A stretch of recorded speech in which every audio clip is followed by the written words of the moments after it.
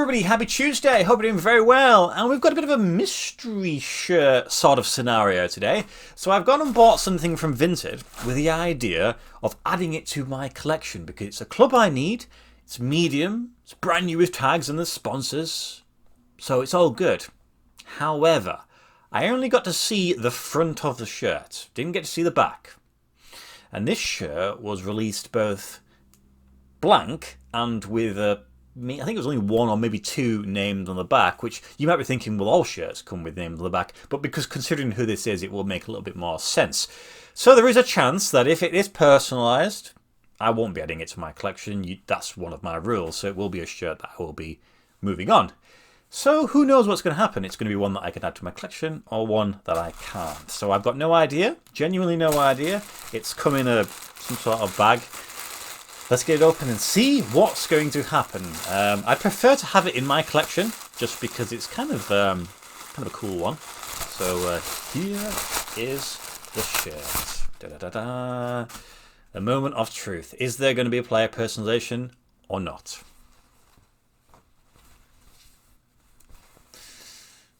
Da-da-da. The back of the shirt is...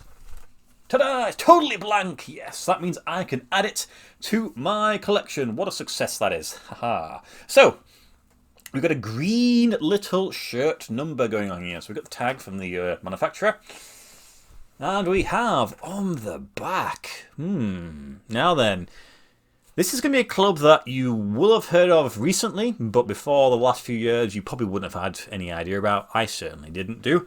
Right, there it is. So there's the back, so it's green. There's a subtle sort of vertical stripe going on there with two shades of green. And then, is there anything at the bottom? No. Let's bring it round to the front, shall we?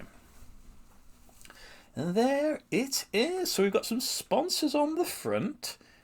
And then we have Club Crest. And we have the manufacturer. So it's a manufacturer that I've had. Well, this is the second shirt in my collection for it.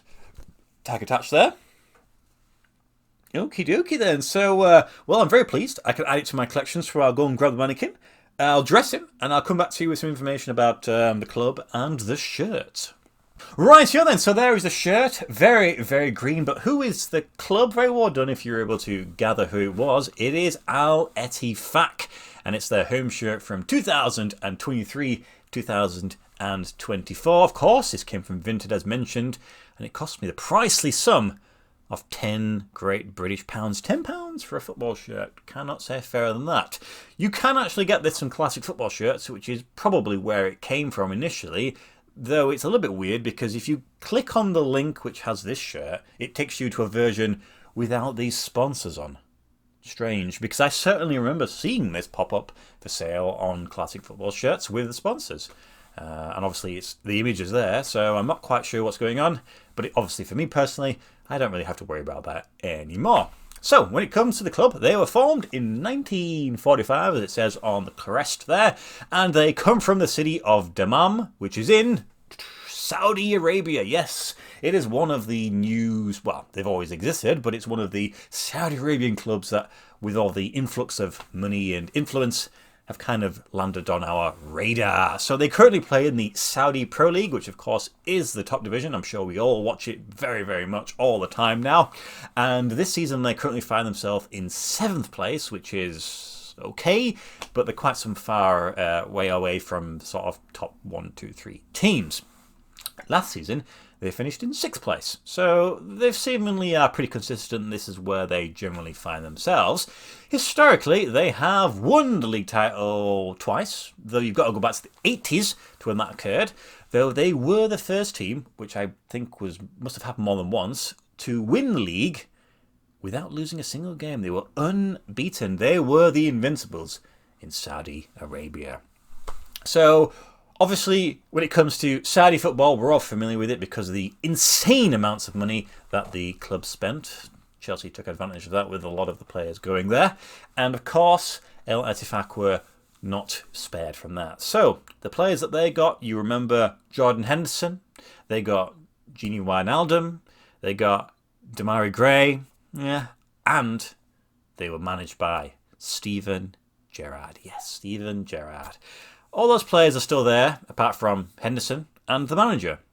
Spot a little bit of a theme going on there. So, yeah, that didn't last too very long. And, of course, we all remember the El Atifaki sort of pronunciation from the Steven Gerrard, which was always rather funny to see. So, yeah, they didn't. I don't think they necessarily had the same level of gravitas, money, shall we say, compared to the main teams, Al Ahly, Al Nassr, Al Ittihad. So it's always going to be difficult. But, you know, they had some players. So, it's a shirt manufactured by Tempo. I have 2 shirts from Tempo. I have the Zamalek shirt, the Egyptian team that was generously gifted by a viewer of these videos. They do pretty, I don't know, cost-effective, cheap football shirts, shall we say. And this one follows the same sort of pattern. These are sort of transferred on. So these could have been screen printed, so there's some effort gone into it, and that's kind of like a, I don't know, like a textured felty crest, so, you know, that's not too bad going on there. And this is my 3rd shirt from Saudi Arabia. I have an Al Nassr shirt, a bit of an older one, and an Al Ahly shirt, again, an older one of those, so a bit of vintage going on. What I thought was quite interesting was this sponsor. It looks like it's, I don't know off right now, certainly, but it looks like to me some sort of gambling or gaming company. I would have thought that wouldn't be allowed in Saudi Arabia, but maybe that's just me being ignorant. As for the rest of the shirt, you only saw the back of the neck, simply the initials and then the horse from the club crest. Horse racing is very popular in the country, I believe. Yeah, but that's kind of it, really. I can't really say anything else. They also had the away shirt on classical shirts, but it's doing the same thing. No sponsors. So who knows when they may appear. So for £10, I'm very, very happy to add that, especially considering the shirt I'm going to be showing you on Friday is certainly very much not £10. But there we go, yeah, I'm pretty pleased. Unfortunately, what I was thinking was going to happen is Classic Football shirts also had Wijnaldum shirts on the back. And I thought it might have had Wijnaldum, which would have been cool for somebody, considering he's actually still at the club. But yeah, it's not. And I presume they must have had a Henderson one, because obviously from the British point of view, that would have made a little bit of sense. And yeah, cool. Very good. So cheap, cheerful, wonderful. Keep your eyes peeled for the one on Friday, because that's going to be very, very special. Anyway, guys, I hope you have a great week ahead, and I'll see you on Friday. Goodbye.